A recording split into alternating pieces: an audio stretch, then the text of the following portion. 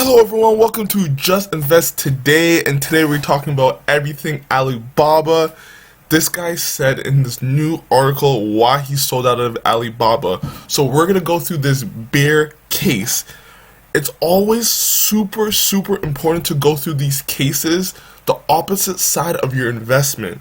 So you don't want any confirmation bias, because confirmation bias can kill you.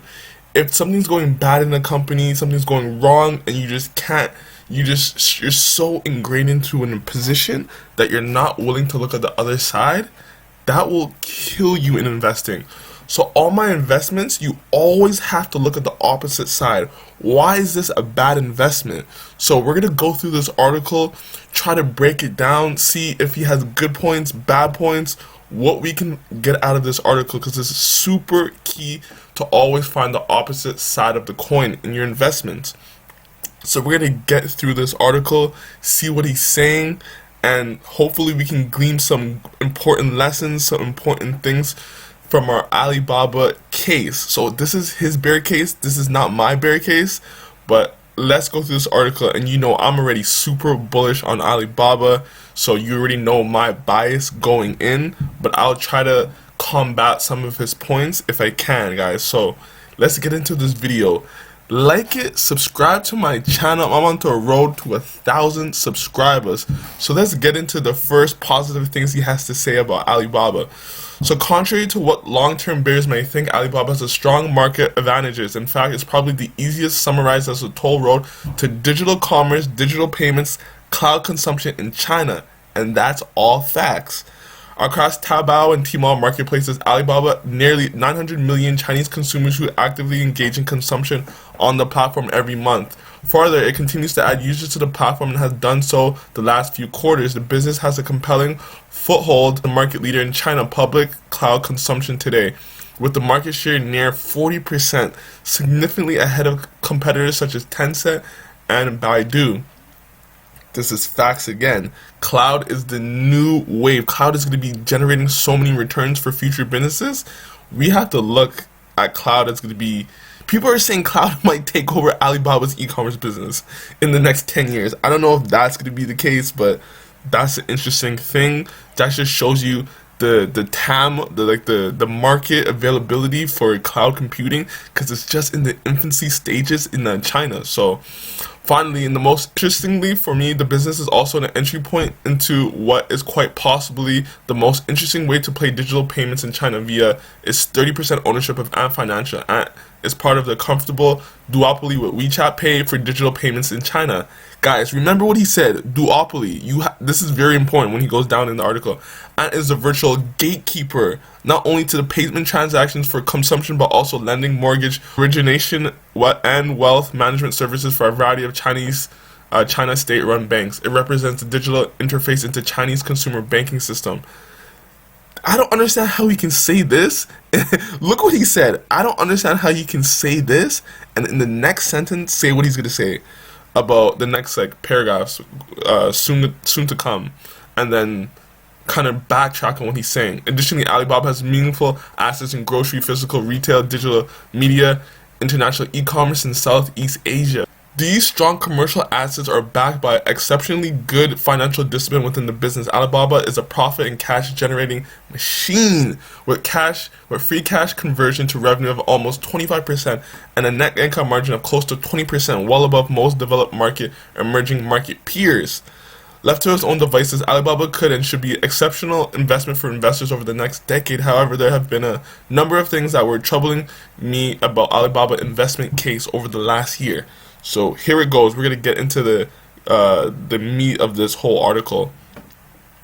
The recent actions by the Chinese government has started to more meaningfully neutralize some of Alibaba's market advantages. So he's saying their moat is not as strong anymore, which might be true. The first of these actions was moves against Ant Financial, which would now contemplate Ant sharing proprietary consumer data such as risk scoring algorithms and other credit metrics on borrowers to state-owned commercial banks which are originating loans. This data is a meaningful competitive advantage which Ant used to derive unique insights on Chinese consumers, the likelihood of default and cross-sell potential for other financial services. Having to now share this data with commercial banks meaningfully neutralizes Ant's upside potential and ability to make progress in new financial service businesses. This, combined with the coercion from the Chinese government for Ant to steer clear of new financial services, has resulted in Ant Financial's carrying value estimates being cut in half from 300 billion to near 150 billion today. So look what he just said right there. He's just saying the competitive of Ant Financial has just been pretty much eliminated because he has to because Ant basically has to share all of its meaningful data with commercial banks. But just before this, he just said how Ant and WeChat Pay are the dominant payment services, and that's what really matters. They have a network effects. Where else can you go for like online payments, digital payments, payments using your phone? You only have two options: use WeChat Pay and Alipay, basically. So everything he just said is basically neutralized. Is he gonna say that commercial banks are gonna start using more digital payments, and they're gonna start going into that consumer data to use digital payments, when Alipay and WeChat Pay are the most dominant? Are people are gonna switch their payment methods now just because they have to share data? Everyone has now everyone's just gonna have the same data. So why would they switch over to commercial banks when they already have Alipay, they already have Tencent Pay? Why would they switch it over now? That's why I'm kind of confused, because they already have that spot. They have that network effects like already built into the network effects already built into China. They're not gonna switch their banking, or they're gonna switch where they go now just because this bank has better metrics now. If everyone's on the same playing field, they already established what they're using already. Unless something crazy happens where now they need a new payment system. So that's my kind of counter for that. Like maybe he's right. More people, banks have can actually lend out better now. They can actually have more data on consumers. Yeah, but same with Ant, and they can provide that quicker because they have a digital platform. So even if everyone is on the same playing field, they still have the huge network effects of Alipay and Tencent Pay are the strongest payment sectors in China right now, and they have majority of the people paying online using those two platforms. So even if they have all the rights to all that data, the network effects of Alipay is already cement in stone, and Tencent Pay is already cement in stone. You can't go in China without using WeChat and WeChat Pay. Like, it doesn't matter. Like, you hear what I'm saying? Just imagine some other company makes another WeChat. Why would people go to another WeChat even if they had all Tencent's data? Why would they go there? They already have WeChat, and it's the most dominant thing. Like, that's what I'm saying. So it doesn't make sense to me.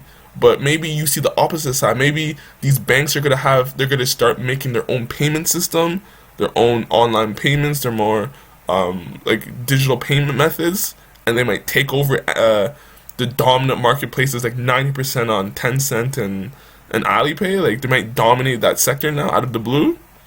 Maybe, I don't know.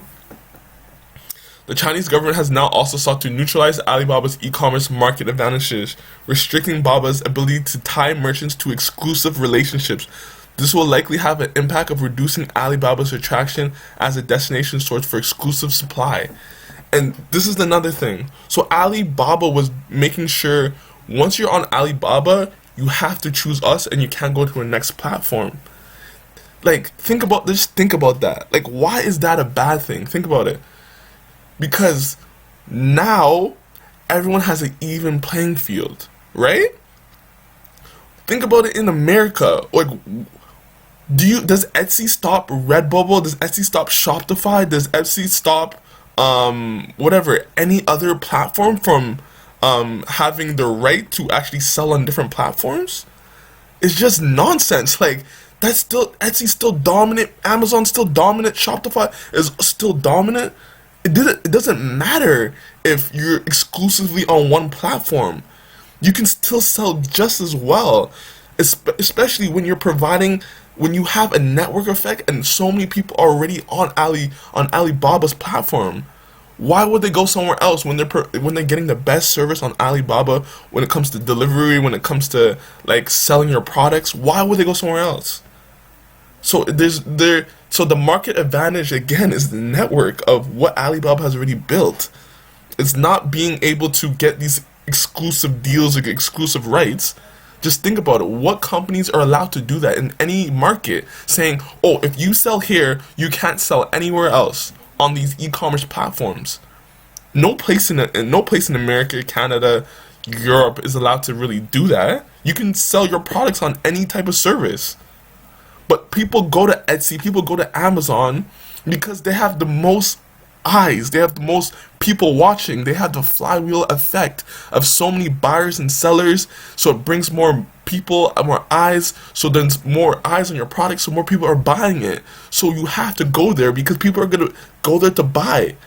It's like it just doesn't make sense to me how he can have this view of this as being negative. As long as your platform is amazing, this is not a bad thing. Tell me if I'm thinking wrong here. Leave a comment below if you agree or you disagree.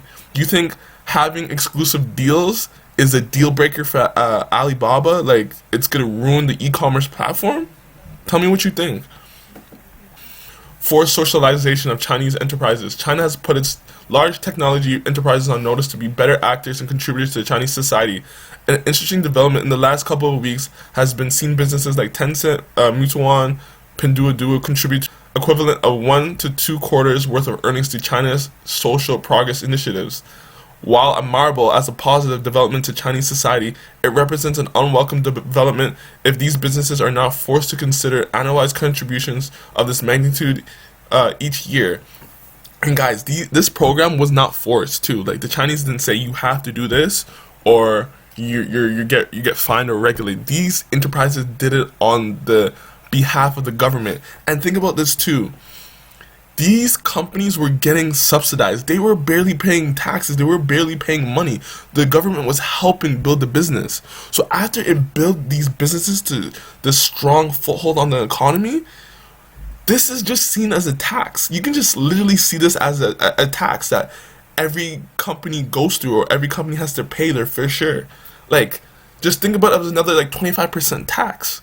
Like, that's how simple this could be. Instead of saying, oh, your earnings are going to go down to the dump now, you can just see this as a tax like every other company gets. Maybe you get higher taxes, lower taxes. There actually might even be increasing taxes. Biden wants to increase taxes on government on companies now, on like Facebook's, the Apples. They're saying they're not paying enough taxes, and people on top of that are not paying enough taxes. So what's the difference? What if the government says, oh, you have to start paying more taxes? Are you going to be saying, oh my god, socialization now? You wouldn't say that. You just see that as another tax.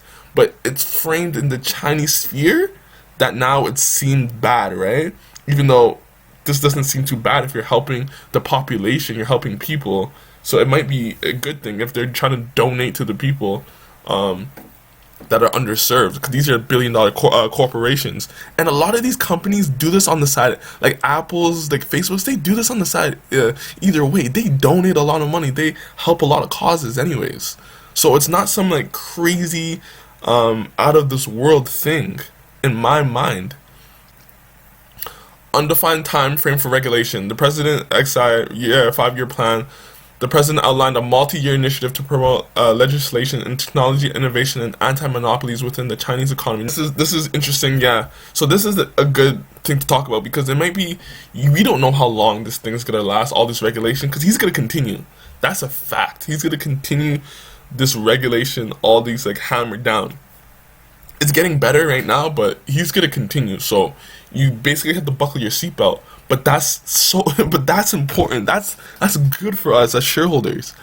You think we were able to buy Alibaba at 160, 170 without this? Alibaba right now would be 400. Easy. Imagine China did none of this. The people complaining would not even like people complaining. The people are shareholders. Us, we would never be able to buy Alibaba at 165, 150. if there's no regulations or there's no hammer down on the Chinese economy. So I see this as like positive that he did this, because I was able to buy a great business on sale. If there was none of this, I would have never had Alibaba. It would have been around 400 or 500 already. Like, you see where Alibaba was before this? It was at like 302, and that was gaining steam. Especially where the economy is going now, these businesses are ripe to explode anytime. If there was no regulation, there was no nothing, there was no drama, there was no Ant Financial. If Ant Financial actually IPO'd and everything went smooth, this company would have been 400 easily. So we wouldn't have this opportunity. So I see this regulation actually as an opportunity that it provided us shareholders to buy. So the Chinese regulations is very unpredictable. That is facts, but that comes with investing in China. If you want these huge opportunities, these cheap stocks, then you just have to deal with Chinese regulation. If you're in the frame of mind that they're not trying to kill the company, and you should be able to sleep at night. If you're in the mindset that they're trying to like punish all Chinese tech and kill Chinese tech and don't want them to thrive, then don't invest in China. Get rid of it. Don't go that route, because then you're just opening yourself up to not being able to sleep at night, not being in peace. You're just worrying about your stocks. So that's my take on this whole article. Tell me where I'm wrong, where I'm right, whatever it is. Leave comments down below. Tell me what you think, guys. Like this video, comment, subscribe to my channel. I'm on the road to 1,000 subs. Help me get there. I appreciate it. Peace.